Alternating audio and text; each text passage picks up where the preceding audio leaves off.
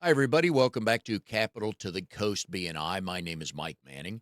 Each week, we bring you a local small business success story from one of our 37 chapters, spanning from the Triangle, which is Raleigh, Durham, Chapel Hill, all the way down to New Bern and Jacksonville and Moorhead, and all points in between. If you are not familiar with BNI, it is Business Networking International, the world's largest networking organization. Our little slice of heaven here in our chapters is to help our fellow members grow their book of business. Each week we follow the Giver's Gain motto in BNI, and we're looking out for each other. Our local small business success story this week is Shane Gentry, owner of Nanny's Revenge Fishing Charter. Shane is in the Moorhead City chapter called Sales, Sails, to Sales, Sales. Love the name. They Who came meet up with that? I don't know. They meet Tuesday mornings in Moorhead City, at 8:30 in the morning at the Parks and Rec building. Shane, how are you today? And if I was any better, I'd be Mike Manning. There you go, man. I like it. I like it. So congratulations on your empire growing. So let me kind of set the scene here. So not only is Shane the owner and captain of Nanny's Revenge Fishing Charter, he also started Sally Said So dog training, which is at least U.S. recognized, if not world recognized on some of their training. So dog captain, dog trainer, ship's captain, musician, and former podcaster. So we got a lot of things to talk about. All right, Shane, the first question for me. I love company names. Tell me the Mm. story of Nanny's Revenge. Nanny's Revenge. Well, the name came. It's named after my mom. She passed in January last year, or 25 January. No, 4, whatever it was. Not this past January, the one before that. And so she was a huge inspiration in my life. I watched her, raise me and my sister, single mom, the whole 9 yards. The tough life that comes with that kind of upbringing. And then, but watched her start her own business. She was a hairdresser for like 50 something years, and so when that happened, it just kind of made me think a little bit about like life and regrets and things. And I thought to myself, I'd never had a regret for anything I've ever done, but I would have a regret for things that I have not done. And being at the coast, living here at the coast, being out on the water was something that was put into us really early. I've got pictures of me and my sister standing on the beach at Bogue Inlet Pier when we were just old enough to stand up. So I just seemed it appropriate to name it after her. I assume when you went to the Secretary of State website to grab said name, it was available. Nanny's Revenge. Totally, there was no kickback, no pushback, no. I didn't have to look twice. So there are many things I'm interested in with small business owners, and in no particular order. One of them is always, is there a small business gene in your bloodline? And it is. Your mom had her own business. Yep, she started a hair salon called Hair Waves. It was in Cary, North Carolina. She probably, man, it got five. It had to been maybe early '90s, maybe even earlier than that. Um, Hang on one second. I got a. There we go. Sorry about that. I had a phone ring in. I thought I had it turned off. My bad. Um, oh, one second. There we go. So yeah, and we didn't have two nickels to rub together. I don't know how. I still to this day don't know how she did it. But she owned it for a few years and sold it to her sister, who just recently sold it a handful of years ago. But it stayed in the family for a long time. And but I always remember her uh, telling me, she's like, "You ain't gonna tell me where to be and when to be there and how to be there. I'm gonna be there when I tell you I'm gonna be there." But So I that's guess that's where I got it from. yeah, but that's one of the reasons why we start our own businesses, right?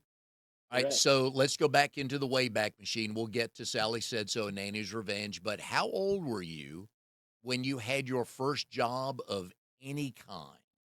9. All right, what'd you do? Working in a field.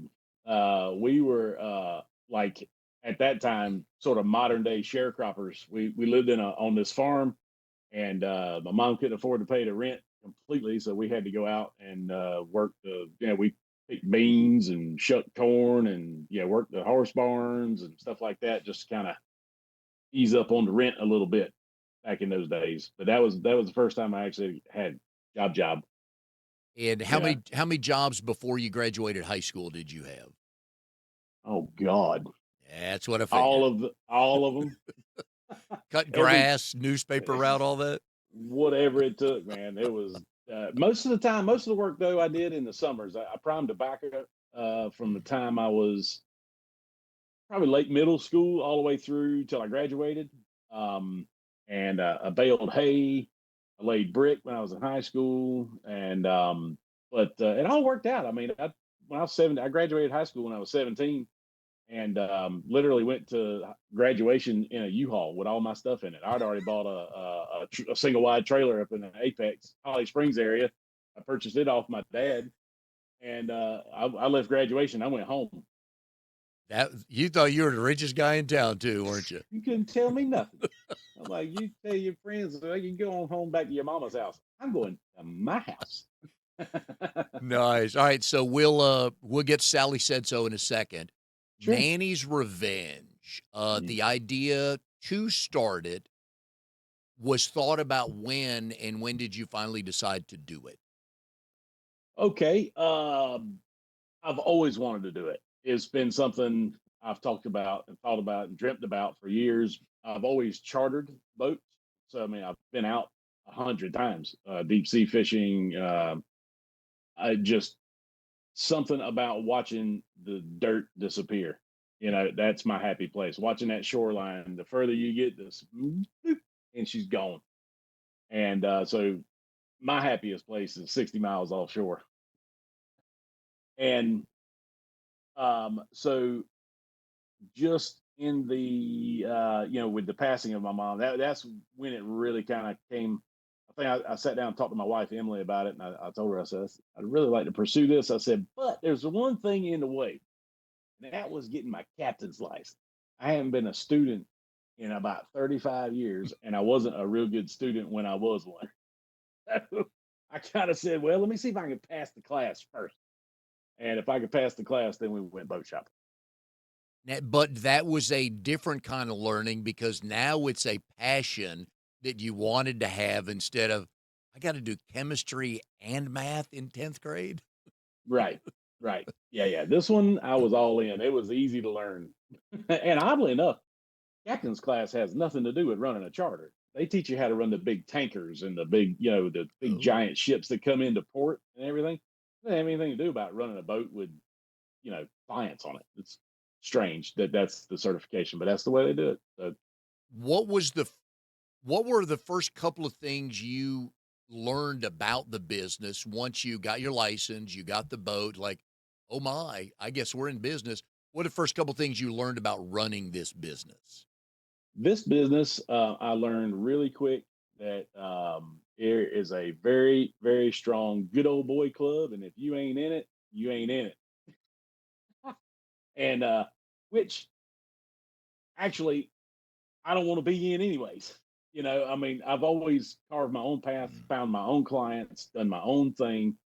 I don't go where they go. I don't, I'm just, it's like, ultimately when you're on the water, all that stuff goes away. If there's an emergency, everybody within earshot comes a running, no matter what the affiliation or friendship or this thing or that thing. But that was very prevalent from the get go when I started advertising that I was, going to be open for business soon and everything else. I mean, it was third grade BS, to put it nicely.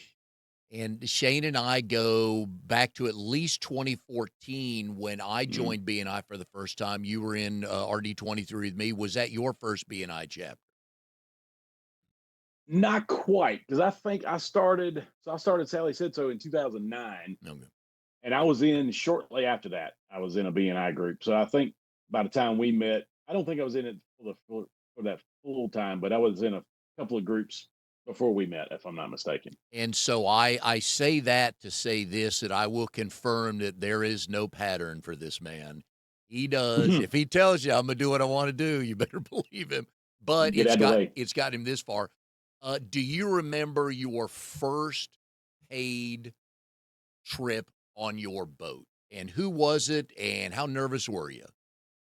So first trip was a good friend of mine named Brandon Shepherd. He owns Shepherd Barbecue. Shout out to those guys down in Wilmington. They were here on Emerald Isle, but moved down there. You can see him on diners, drive-ins, and dives, and all kinds of things. But he was my fishing buddy. We would go. He always had Mondays and Tuesdays off, or Sundays and Mondays off, so we would go fish. So he just that was his downtime besides running the barbecue shop. But the first paid client, so he was the first client. He caught the first fish. He caught a fish before I caught a fish on my own boat. Uh, let's see, first paid. I don't even be honest with you. I don't remember who it was. Because it was just like I was so excited to go. Let's just let's just go. Uh, I really don't recall who the first paying client was, but I do remember that Brandon was the first fish caught on the boat. Very nice. What type? All right, so you have one of those uh, businesses and BNI seats that are it's kind of luxury. Mhm, You don't need to do it, but it's mhm. probably on a lot of people's bucket list. So, what types of who's calling you these days to go out on your boat with you? So I get well again, like I said, I find my own path, Mhm. right? And so there's two sides to this. There's obviously the average person that just wants to go fishing, or but I love first timers. That's my favorite, man. I love it when somebody has been nervous to charter or because they think they have to have experience. Um, so I found my way to a lot of first timers just through the marketing and advertising, social media. Um, there's also a B2B version of what we're doing because being self-employed, I'm really sensitive to making sure that my people that work for me are well taken care of and spoiled rotten, and know that they're appreciated. So we have a business to business option as well, which is where kind of B&I kicked in. Most of the referrals have been like, I'm looking for other business owners that take taking care of their employees very seriously. So people have been using it for client or employee incentives when they meet their goals. They buy them a fishing trip. It's a unique opportunity and fairly inexpensive in the sense of what it would take to take the whole company out somewhere. It's definitely going to leave a lasting impression. And way better than getting in a monogram shirt and hat. Uh, Of course, so wait, everybody comes on the boat gets a they free shirt oh, and love that. a can of peanuts from one of our sponsors, Kakalaki. Love that. But again, and in a way, you're selling an experience. Sure, absolutely. That's the number one thing. When they come back home, we've been out and not caught fish before. It happens. It doesn't happen very much, or at least not caught what they went out for. I mean, there's 90% of the fish are only in 10% of the water. They're kind of hard to find sometimes. So, um, but they all come back with 5-star reviews and giant tips because they had a good time. When you in a normal trip, how many people can fit on your boat?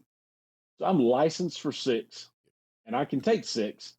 Um, if we're fishing offshore, though, four is the most comfortable for my size boat. I've got a 26-foot 2025 268 Sea Fox Commander, and it can definitely fit more. But if we're 6 or 8 lines off the back of the boat, and we got people everywhere. And when the lines go off, when the wahoo hits, I mean, it's four. Four is the most comfortable. Six is what I'm licensed for. That I would imagine you get all kinds of questions and a constant barrage of questions. absolutely, that's my favorite. Those are those first timers. That's the ones that I love. 'Cause I'll sit them at right beside me on the captain's chair, and we look at all the electronics. I've got dual screens. I've got one for the sonar, one for my navigation, and they all. "Well, what does this number mean? What does that mean? What does that mean?" I take them through the whole process. So when they get off the boat, they're like, "Man, we actually not only we catch some fish, but we learned something too." Like why are we using this lure in this place, and the water temperature, and the wind, and the waves, and the all the stuff that goes into finding them. For those of us who don't fish, we do know that all that stuff matters, right? Yeah. Information is what you're Yes, looking for. correct. Nice. We plan for days before we go on a trip. I mean, we're watching satellite. We've got apps out the yin yang. We got there's everything. I've got Sirius XM, fish mapping on the boat. I've got radar on the boat. We know we can watch storms. We can watch cloud cover. We can watch waves and wind. And I mean, we put a lot of time into making sure that we end up in the right spot. Do you know enough to be a fill-in weekend weatherman? My wife thinks so. Every morning she goes, "All right, Captain, what's the weather like today? What do I need to wear?" How many days a week do you go out, and how many trips can you do a day? Dude, I would go every daggone day of the week. And if you got 8 days in a week, I would do that too. Um, it is literally my favorite thing to do, my favorite place to be. But realistically, the ocean is not always open. Ah. There's something called inshore fishing. That is if you don't go out of the outlet, or I mean, out of the inlet, excuse me. And that type of fishing is not my favorite. I'm not that passionate about it. Therefore, I'm not that good at it. Therefore, I don't really offer it. In business, it is smart to, we all got to do what we got to do to keep the lights on and keep the bills paid. But this particular business, I have a couple of lines that I'm really trying not to cross where I'm doing something just for the paycheck versus because I love it. So um, we have enough clients in the queue at this point that when the good ocean days are available, um, we usually don't have very much problem filling the boat up. From a marketing standpoint, um, you how do you get the word out now that you know what you know and kind of have a feel for what types of people, be it first timers or corporate, are looking for something like this? Lots of social media, lots of social media. We're I'm posting 2 or 3 pieces of content almost every day. The YouTube channel is starting to grab some decent traffic, and people are starting to engage with the content rather than just view it. Um, that's where a lot of it's come from. Um, we've got a decent email list that I'll send information out to. Like I've got a trip this Friday on the whatever the 20th, and I've already sent out an email blast this morning to our client base, and we're getting multiples. We've got people that have booked just in the 1 year that this is my 1 year anniversary in business this month, and we've got people that have already booked me 3 times Wow, this year.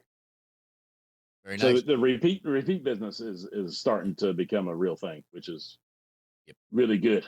Oh yeah.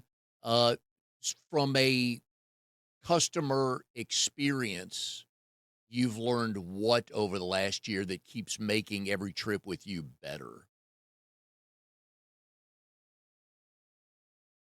Ask questions, find out, learn about them. Nice. They're on the boat. They already know about you, me. You know, um, people love to tell you about their lives and Mhm. themselves, and I'm interested. I'm genuinely interested in who I've got on the boat. I need to make sure if I need to throw them off when we get to the Gulf Stream or not. But I'm with you. Most people won't stand up in a crowded room and brag on themselves, but they'll sit for an hour and answer questions, tell stories. They don't Oh feel yeah, like, yeah. So I'm with you on that. People, and you learn, yeah. like, one of the reasons I love this show is I learn something new every week.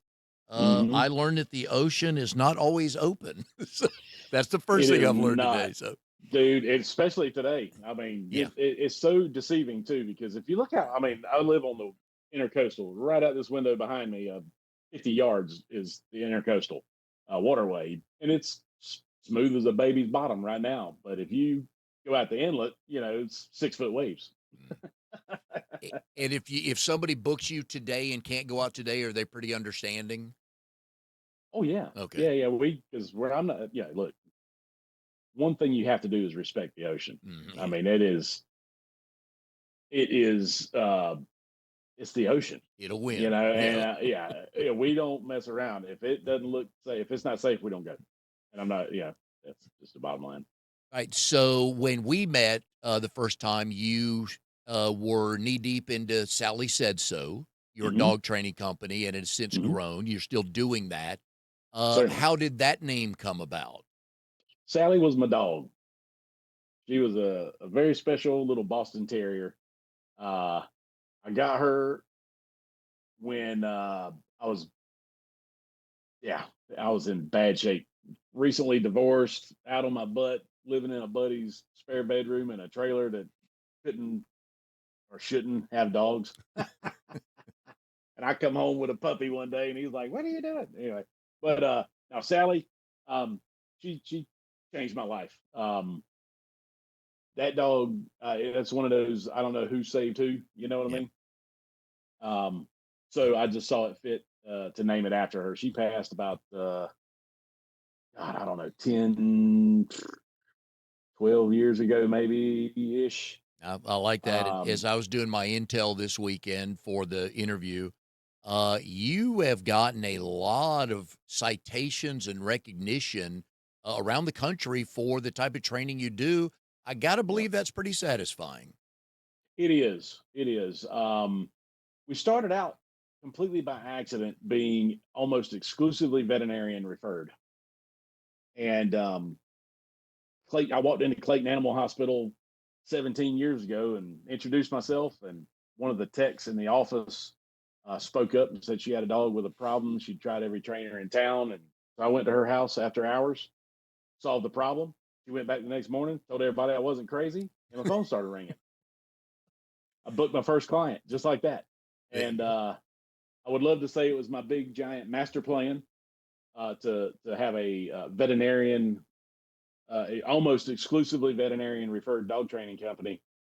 But it started there, and so I was like, oh wow, vets will refer dog trainers. And then you fast forward to last year, we had 397 individual hospitals in North Carolina refer our services, and that is enough work to employ 16 full-time dog trainers. We cover the Crystal Coast, the Triangle, Triad, Charlotte, and Greenville, South Carolina.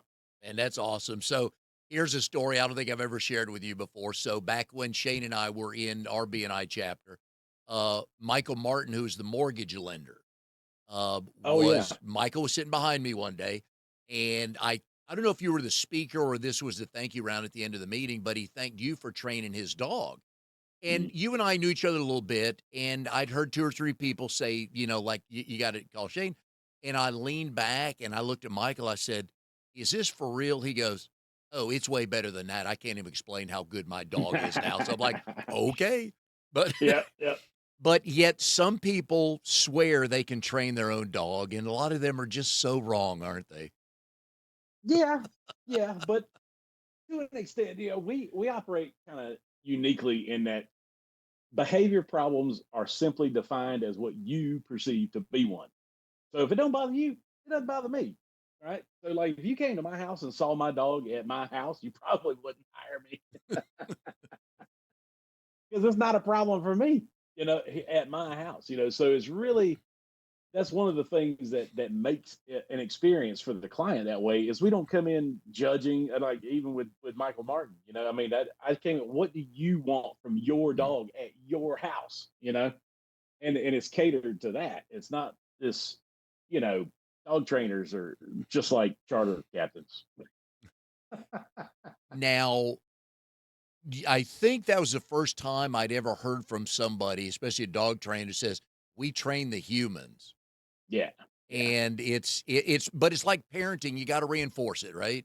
certainly, certainly. I mean, you're looking at my dog's problem. The difference is now if Lemmy doesn't respond to something that I know that he knows, it's not damn it Lemmy, it's damn it Shane. You know, I got to tighten me up, and that in turn tightens him back up because the dog's just walking around all day going, "Is this bad? Is this bad? Is this bad?" If the environment doesn't say no, it's fine. I Doesn't s matter what it is. On Twitter the other day, I forget who it was, some comedian was talking about, that your wife is talking about for to husbands, "Your wife is not your best friend, your dog is." He said, "I can prove this." Put your wife and the dog in the trunk for 2 hours, open up the trunk, and then guess who's happy to see you? Yeah, that's very true. I thought I That's a didn't good one. no more explanation needed on that, and he's right No, on that. So, no, I'm gonna s steal that actually. there you go. So Sally Said So and Nanny's Revenge, which was I I don't wanna say which was the hardest one to start, but tell me about the differences in starting each of those. Um, well, when I started Sally Said So, it was just uh it was just the universe, really. Um, that was a so I had just gotten injured at my last job. I couldn't continue with it, and this I promise I'm gonna get to your answer. I had just gotten my tax return check that year. It was April 2009. It was about 3,500 bucks. I had about $3,500 worth of bills that I had accrued being on workers' comp and not drawing a full paycheck. And it just so happened that my first certification as a dog trainer was 3,500 bucks. So Mm. yeah, I threw the bills in the burn pile out back, set them on fire, and paid my tuition to Animal Behavior College. So the first business, to answer the question though, the first business was just um like I'm allergic to punching time clocks. I mean, like the fear of that is a giant motivator. So back then I was running on um just I'm going to outwork everybody. You know, it was I'm going to work harder, I'm going to work longer, I'm going to whatever it takes. Even today, 17 years in, I'm up at 3 o'clock in the morning sitting at my computer doing all the stuff that I dreamt up at night. You know, while I was asleep, I'm coming up with ideas. I get up in the morning, I implement them. Um, building. So the first one was just what Sally Said So until I got a real rhythm and and some success with it was just well, if you're going to be dumb, you better be tough. I'll just say that. This business, I'm just fearless. I mean, there's nothing. I have absolutely no problem whatsoever going. Yeah, send it. I know it's if I'm relying on me, I know it's going to work. You know, and in addition, I helped my wife start her own business. We actually she owns a dog treat bakery and boutique in Morehead City. So The she pup watched cakes, me. right? Yeah, Cupcakes, yep. pupcaketreats.com. Yeah, she watched. Yeah, was when we first met. Yeah, I did not have much potential. And I told her that too. I was like, "You're catching me at a really bad time. I just started, but if you give me a minute, I promise you, I'm going to be a successful dog trainer one day, and I'll be able to take care of you." And I fulfilled that, you know. But she watched me, you know, go through a lot of all the trials and the things of the hard times and the great times and all the times, and she's you know now on her journey too, which is equally as satisfying to watch her Oh, yeah, I as bet. building my own. So looking at Nanny's Revenge, from the Sally Said So standpoint, just from the business aspect, paying the quarterly taxes, filing paperwork, being the last line of defense, all that stuff. What did you learn from Sally Said So that you applied to Nanny's Revenge that kind of helped speed things up? Well, I've got people that do Sally Said So, so I don't. That one's not on my plate. I've got to they handle that, but I had to get it to the point how to do it, and it's a lot easier to do with the charter because it's just me. It's just a boat, you know. So the keeping up with everything is simple. You know, it's nothing more than I don't even really have a QuickBooks account yet. I mean, it's a handful. It's gas, ice, gas, gas, gas, some more gas. So, all right, well, let's talk about that for a second because there's things going on right now that impact your world. So, I'm not going to get into anything. How big of a gas tank do you have on that boat, and how long can you go on that boat with that gas tank? It holds 140 gallons and get about I average about 2 miles to the gallon. Oh, like a car you probably used to own way back in the day, right? Yeah, exactly. Yeah. So one trip to the Gulf Stream is about we burn about 80 gallons, Wow. and that's about 350 $400. So like when people look at the why people charge so much to charter a boat, Mm, it's just simply the water where the fish are 50 miles from our from the inlet here. And if you get up into Hatteras, it's only an 18-mile ride to the Gulf Stream from there. But so there's all that stuff. But like, so me and my wife, we go to Aruba every year, and I usually charter a boat down there. I can buy a plane ticket and charter my own boat, where it's me, the mate, and the captain. I catch all the fish. Nobody else on the boat. I'm not sharing with anybody for less than I can run my own boat here, because so they're already where the fish are. You leave the island and you put the lines in the water. so There's what no I'm expense. hearing is one day, the next time you're on the show, you will have started your BNI chapter and business in Aruba. Yes. And I'll probably own about 6 gas stations or something. I don't know. I might have to find some way to keep gassing. Is there a business model to add a second boat to Ooh, Nanny's Revenge? my brain thinks about that a lot. Yeah. And then my common sense says, Yeah. stop it, Yep. stop it, stop it, stop it. But Right? Maybe. but you know enough now to throw in that second comment. Oh God, yeah, Just yeah, yeah. reality in business, right? Yeah, yeah, and it's not out of the realm of possibilities by any means. It's going to be a minute. Yeah. Yeah, Oh I yeah. enjoy. This isn't something like with the dog training business. I mean, thankfully, I work. You reach a point with your business where you start working on it and you stop working in it, and that's where I've been with the training business for a long time now. Probably, I don't know, at least the last 10 years, maybe 8. Is where that's where the real growth happened. So I'm out here working on the big picture while everybody's in here working on the stuff that's filtering in from out here. And so with the charter, like, I mean, and even with the dog training business, I love dogs. I love training, but I love the business. And I get more fulfillment out of continuing the business part of the training, but I get more enjoyment out of the doing of the charter, because I like catching fish, but I love being the one that puts you on them. And then you have that experience to go back and tell your friends and family. And that's, and we got a couple of, if you get to it, I got a couple of unique services that we do with the boat to keep that Yep. vibe. Yep. We'll come back to that second. Um, with regard to Sally Said So, when did you know that, okay, this is going to work? I can make a decent living out of this. When I moved out of my car, Fair enough. the first, yeah, no, the first 6 months of the business, I lived in my car.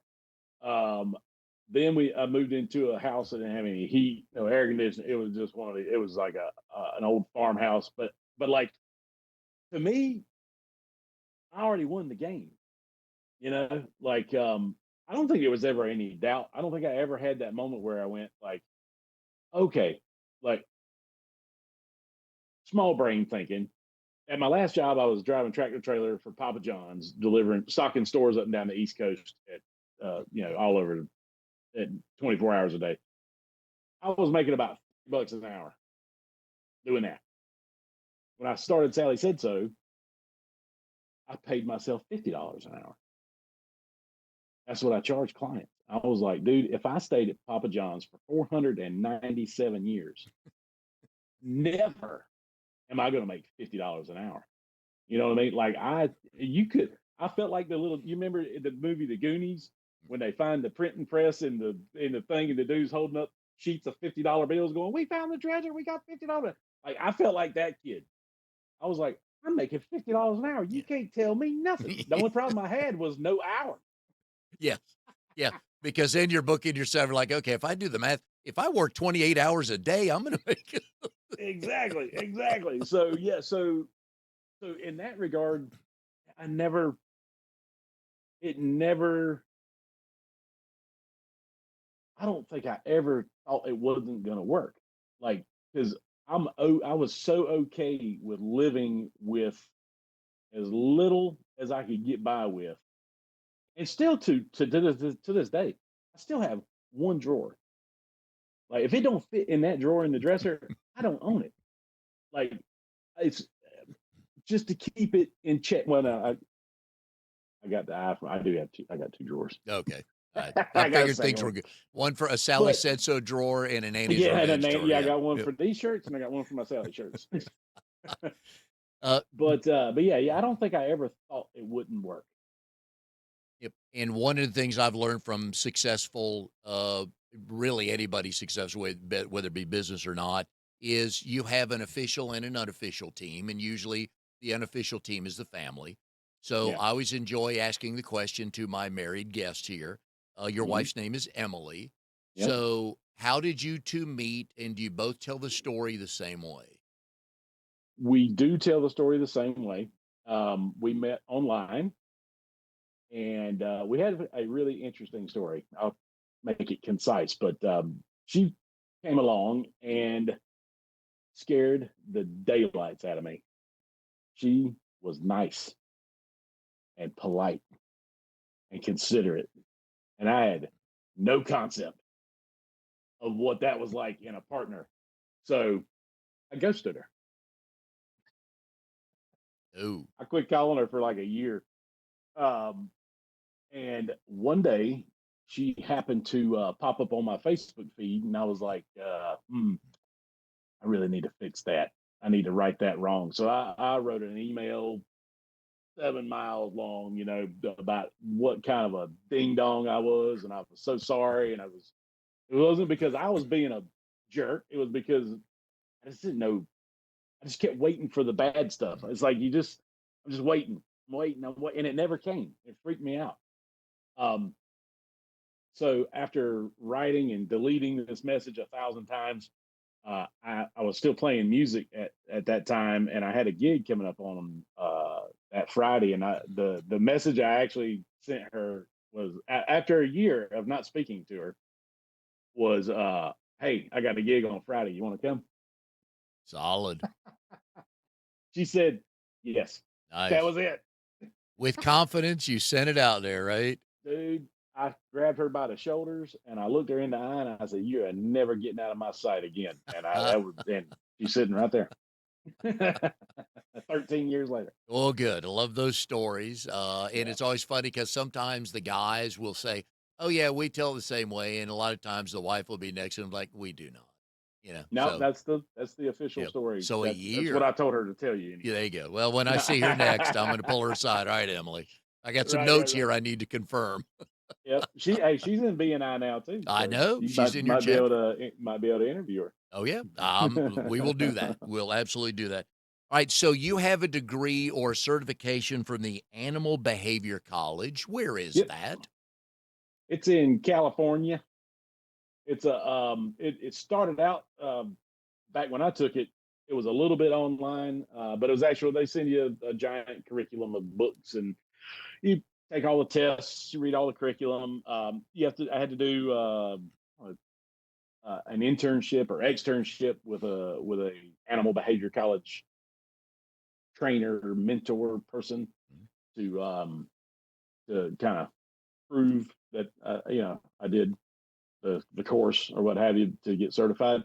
Um, that oddly enough is the least of any qualification or certification that we have now. The dog training business is actually unregulated. It is not a requirement to have a license. It is not required to have a certification. You don't have to have anything. You can wake up tomorrow morning and go Mike Manning's dog training service, and nobody can tell you that you can't.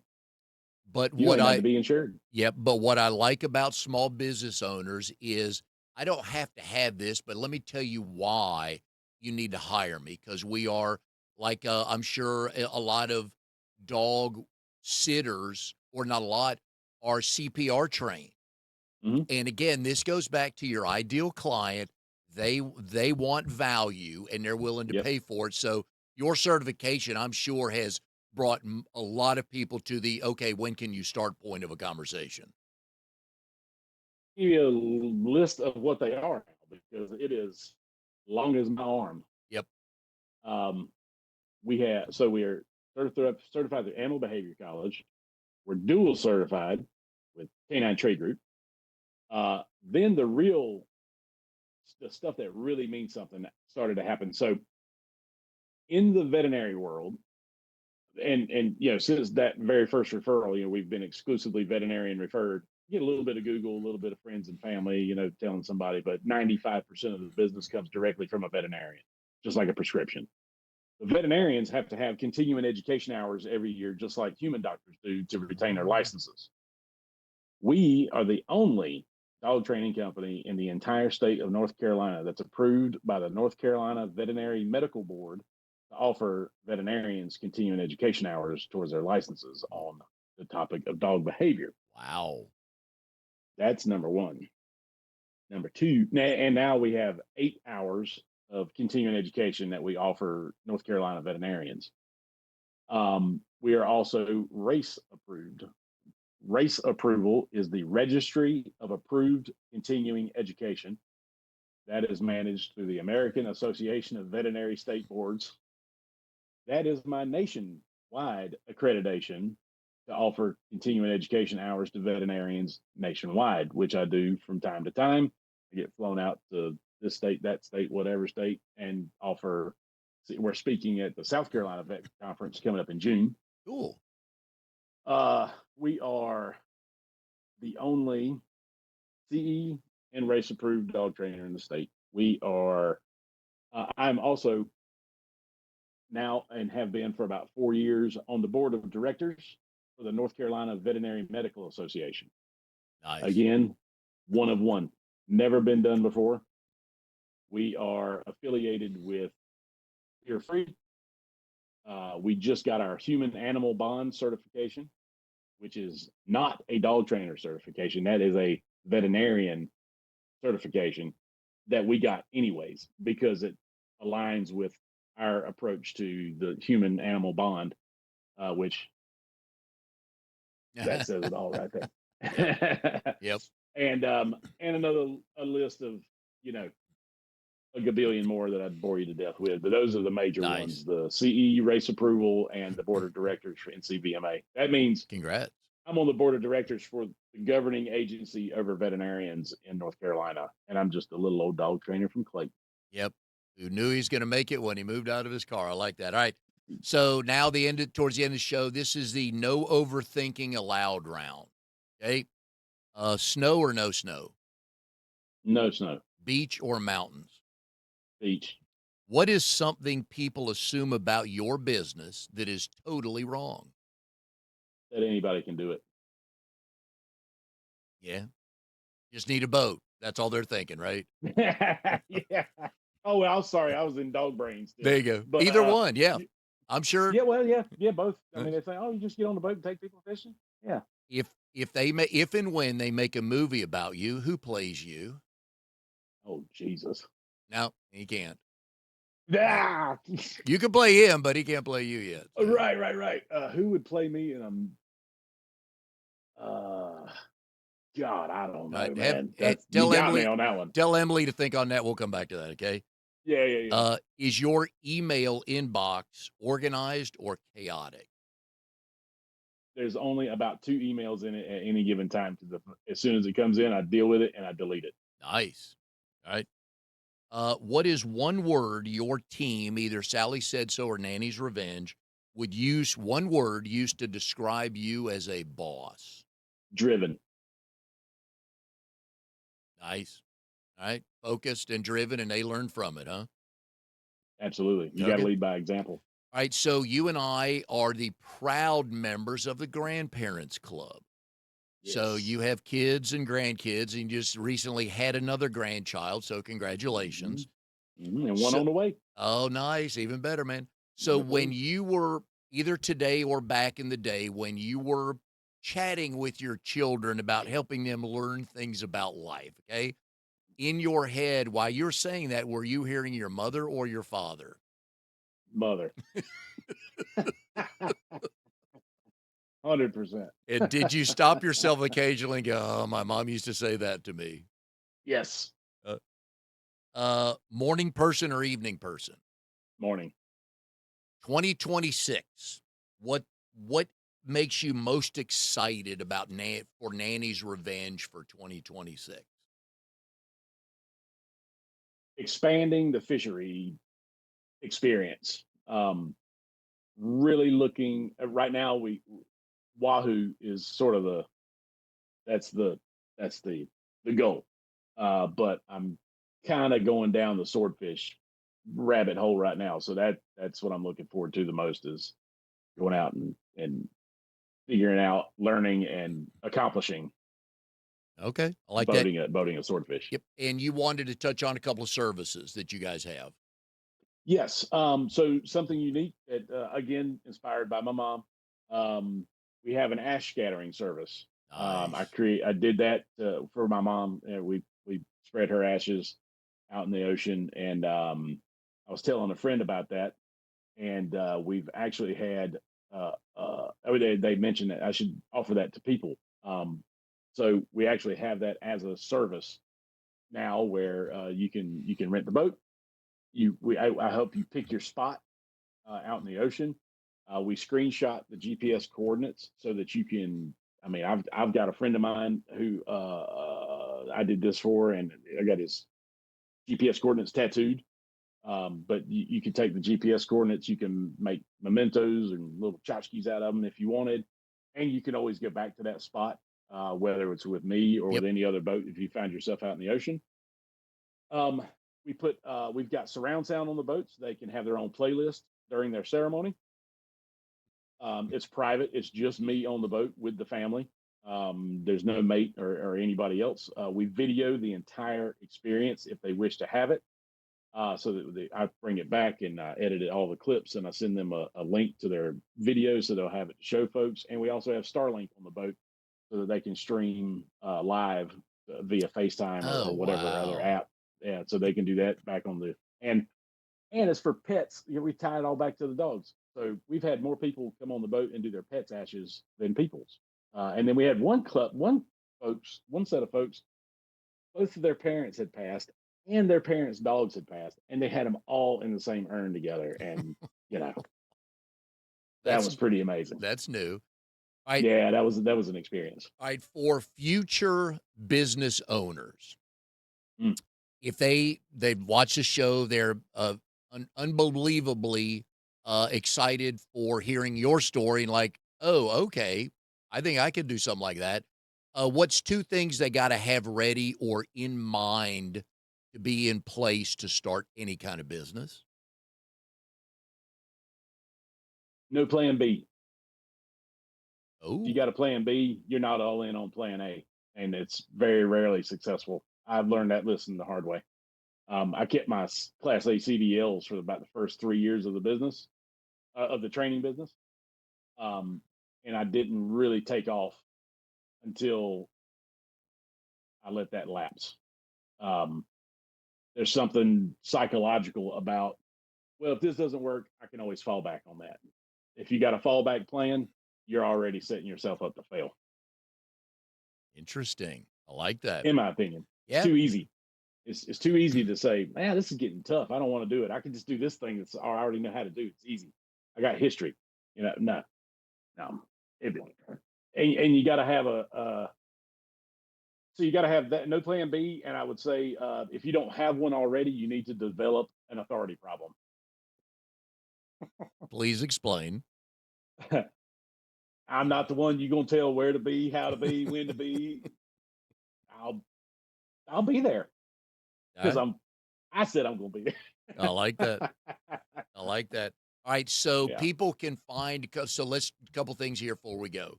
Yes. Nanny's Revenge Fishing Charter.com. No, emeraldislecharter.com Thank is you. the website. Emerald Isle Emerald Isle. Charter.com. Mhm. Sally Said So .com. Yeah. .com. And what is Emily's company?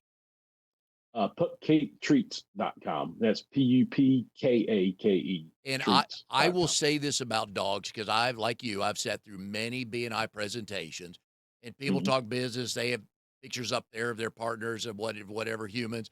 The second a dog comes up on the screen, half the room goes, "Oh, Oh, yeah." So, folks, more people would take care of their dogs better than their family members. You've seen enough of that, right?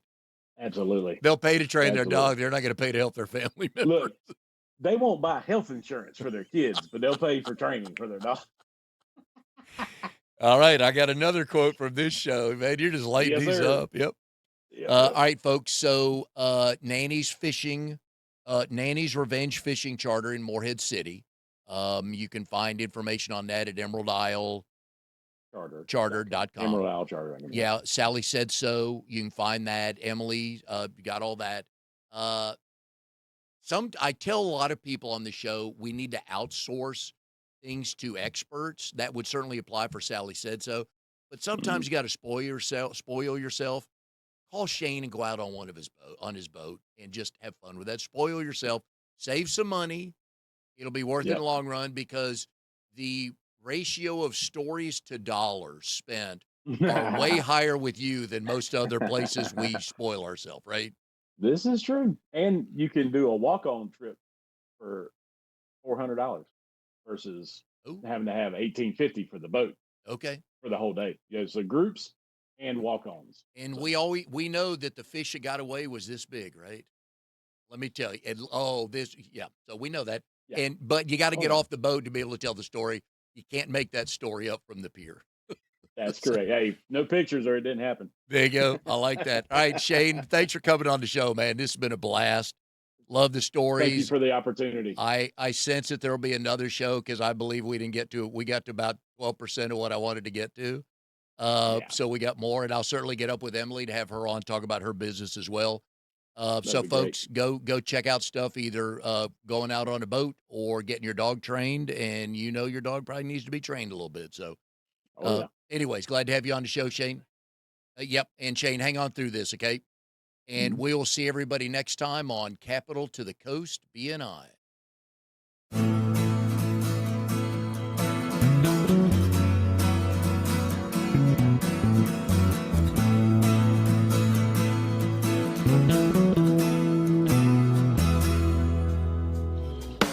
You are tuned to the Nissan Communications Network. If you tuned in too late, you can always watch each program in its entirety or download an MP3 audio file of it in the archives section at nissancommunications.com. Don't forget to subscribe to our YouTube channel, follow us on Twitter, and like us on Facebook. Sponsored by StreamingGear.com and DeltaForce.net.